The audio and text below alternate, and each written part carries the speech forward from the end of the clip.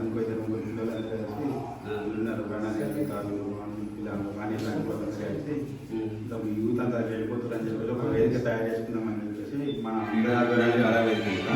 గ్రామం యొక్క ఆధ్వర్యంలో అందరం కూర్చొని క్రీడా విజ్ఞాన కళా వేదిక అనేది పెట్టడం జరిగింది. దీని ద్వారా క్రీడలను ప్రోత్సహించడం, విజ్ఞానం ఉన్న వాళ్ళని ప్రోత్సహించి వాళ్ళను కళలను బయటకు తీసి చాలామంది ఇప్పుడు బాను కబడ్డీ స్టేట్ ప్రోత్సహించడం జరుగుతుంది. వేరే రూట్లలో వెళ్ళిపోకుండా ఇట్లా ఈ లైబ్రరీ అని కూడా ఇప్పుడు 9 లక్షల దాకా ఎమ్మెల్యే గారి నుంచి ఇప్పుడు జీపీ నుంచి ఒక 3 లక్షలు ఎంపీ గారి యొక్క శాశ్వత లైబ్రరీ భవన నిర్మాణం కోసం ఈరోజు నర్సింగాపూర్ గ్రామంలో క్రీడా విజ్ఞాన కళావేదిక మరియు నర్సింగాపూర్ యూత్ ఆధ్వర్యంలో వాళ్ళు సొంతంగా గ్రామంలో ఉన్న యువత ఒక మంచి సన్మార్గంలో నడవాలి మరియు యువకులు మరియు నిరుద్యోగులకి చదువుకునేందుకు మరియు అందుబాటులో ఉండే విధంగా లైబ్రరీ ఏర్పాటు చేయడం జరిగింది. అందులో భాగంగా హై స్కూల్లో 4 సీసీ కెమెరాస్ని ఏర్పడడం జరిగింది. యువత అందరూ కూడా ఎలాంటి చెడు అలవాట్లకు మరియు ఇలాంటి వ్యసనాలకు లోను కాకుండా ఉన్న సమయాన్ని వాళ్ళు సద్వినియోగం చేసుకొని ఇప్పుడు ప్రజెంట్ ఉన్న నోటిఫికేషన్స్ కానీ రాబోయే నోటిఫికేషన్స్ కానీ యువత పట్టుదలతో ప్రిపేర్ అయ్యి వాళ్ళు ప్రయోగులయ్యి వాళ్ళ కుటుంబానికి మరియు గ్రామానికి అదేవిధంగా జిల్లాకు కూడా మంచి పేరు తీసుకొచ్చి గ్రామాన్ని జిల్లాలో ఒక మంచి పేరు మరియు ప్రఖ్యాతం తీసుకురావాల్సిందిగా మా తరఫున కూడా జరుగుతుంది. మేము కూడా పోలీసుల తరఫున కావాల్సిన మెటీరియల్ కూడా అందజేయడం జరుగుతుందని చెప్పేసి ఈ కార్యక్రమానికి వచ్చి దీన్ని విజయం చేసినందుకు యువకులను మరియు అందరినీ మా పోలీస్ శాఖ తరఫున అభినందిస్తున్నాము. అందరికీ ధన్యవాదాలు. హైదరాబాద్ పోయి కోచింగ్ తీసుకున్నారు, అది కాని పని అది అయితే అందరితో. ఎందుకంటే మనం ఇక్కడ ఉన్న ఫైనాన్షియల్ స్టేట్ సరిపోదు. మనం గ్రామాలలో ఎట్లుంటే మనం ఒక పూట చేసుకుంటే ఇంకొక పూటకు వెళ్ళే పరిస్థితి ఉంటుంది. పొలం పని చూసుకోవాలి, ఇక్కడ ఇల్లు చూసుకోవాలి, బర్రెలు చూసుకోవాలి, ఆవులు చూసుకోవాలి, చదువుకోవాలి, అన్ని రకాలు ఉంటే నడుస్తుంది. ఇల్లుకి ఇల్లు వదిలేసిపోయి అక్కడ ఉంటా అంటే కుదరదు.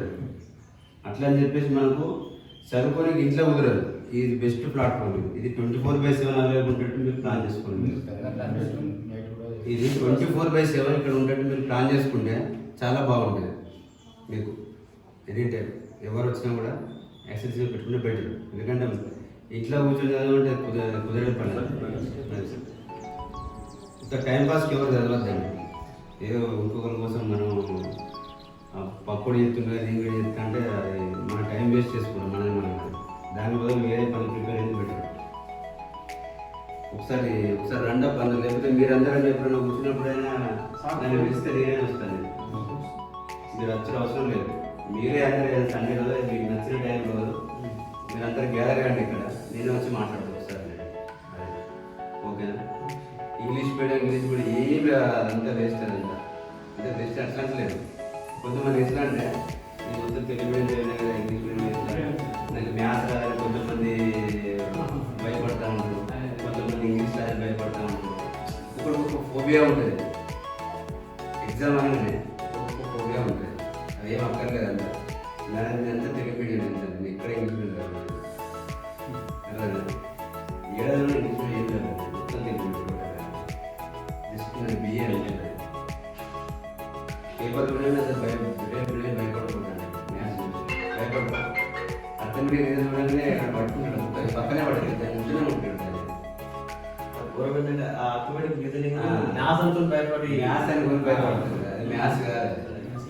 కొంచెం మనం కూర్చొని మనం బుర్ర లాజికల్గా థింక్ చేయాలి. మనం జస్ట్ సింపుల్ టెక్నిక్స్తో బయటపడాలి.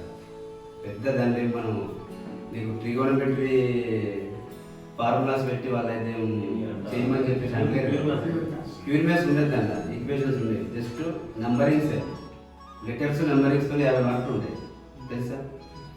ఓన్లీ లెటర్స్ నంబరింగ్ మనం పర్ఫెక్ట్ వాటిని జంబ్లింగ్ చేసి వాటిని సాల్వ్ చేయగలిగితే 50 మార్కులు దాన్నే వస్తుంది. రీజనింగ్లో అర్థమేంటంటే చేసుకొస్తే లేకపోతే అది కానిస్టేబుల్ నుంచి ఇప్పుడు అన్ని ఎగ్జామ్లో ఉంటుంది. గ్రూప్ 1, గ్రూప్ 2, గ్రూప్ 4 అని. నేను అనేది ఒక స్టాండర్డ్ మెటీరియల్ మనం సెలెక్ట్ చేసుకోవాలి. ఫర్ ఎగ్జాంపుల్ ఇప్పుడు ఆర్ఎస్ అగర్వాల్ బుక్ ఉంటుంది తెలుసా, అది ఒక్కటి పెట్టుకున్నాం అనుకో ఇక ఎన్సైక్లోపీడియా అంటారు.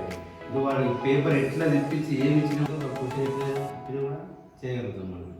ఇక మార్కెట్లో దొరుకుతున్నాయని చెప్పి 100 బుక్కులు పెట్టుకున్నాం ఏది జరగదు. రివిజన్ ఎక్కువసార్లు రివిజన్ చేస్తూనే ఉండాలి. ఫస్ట్ ఆ రూట్లో పడాలి. కాంపిటేటివ్ రూట్లో మనం పోతే అసలు మన నాలెడ్జ్ ఎక్కడ ఉండేది, మనం ఎక్కడ ఏ ప్లేస్ ఉండేది ఒక ఐడియా వస్తుంది. మనం రాయాలి, రాస్తూనే ఉండదు సార్ ఏదో పరీక్ష. ఒకరోజు పెట్టబ్బా, ఒకరోజు మీరు అన్ని పిల్లలందరూ డాక్టర్ ప్రిపేర్ అయ్యే వాళ్ళు ఉంటారు కదా, వాళ్ళందరినీ ఒకసారి గ్యాదర్ చేసి నాకు చెప్పండి. నేను ఒకరోజు వస్తాను కౌన్సిలింగ్ చెప్పండి. చాలా ఈజీ ఎవరు కొట్టడం. మనం ఎంత టైం వేస్ట్ చేస్తామంటే మనం ఇంటికాడ పనికి మాలిన పనులకు విపరీతమైన టైం వేస్ట్ చేస్తాం. మనం ఫస్ట్ మైండ్ ఇప్పటికీ వన్ అవర్ అంటే అనలైజ్ చేయాలి, కూర్చోవాలి, పేపర్ మీద దాన్ని మొత్తం అవసరం పనులు దాన్ని పిండి చేస్తేనే పని అవుతుంది, లేకపోతే కాదు. వర్కౌట్ ఎక్కువ మొత్తంలో దాన్ని మనం చేస్తూ ఉండాలి, లేకపోతే రాదు అంత ఈజీగా. క్వశ్చన్ పేపర్స్ తీసుకొచ్చుకోవాలి, హైదరాబాద్ నుంచి మోడల్ పేపర్ తీసుకొచ్చుకోవాలి, అన్నీ చేసుకోవాలి, అన్నీ ప్రాక్టీస్ చేస్తూ ఉండాలి. అట్లా చేస్తేనే అవుతుంది, లేకపోతే కాదు. ప్రీవియస్ పేపర్స్ అండర్స్టాండ్ చేసుకోవడానికి బట్టి ఉంటుంది ఆల్మోస్ట్. అందులో రివర్స్ అయింది, ఏ రివర్స్ ఎలా కడితే దేనికి ఏ ఓపెన్ అనేది, ఏ నెల మీద ఎన్ని ఆనకట్టలు ఉన్నాయి, అది ఎప్పుడు కట్టిండు, రీసెంట్గా కూలీలు ఎప్పుడు, అంతా అంటే ఒక టాపిక్ అనేది తీసుకుంటే మనం మొత్తం మీద అవగాహన ఉండాలి, లేకపోతే క్వశ్చన్ చేయలేము మనం. ఇప్పుడు అట్లనే వస్తుంది క్వశ్చన్. మీరు చూడండి మొన్న రీసెంట్గా కానిస్టేబుల్ ఎగ్జామ్ కూడా ఒక క్వశ్చన్ అడుగుతున్నాడు. నువ్వు అంతా చదివితేనే నీకు ఆ క్వశ్చన్ అటెండ్ చేయగలరు, లేకపోతే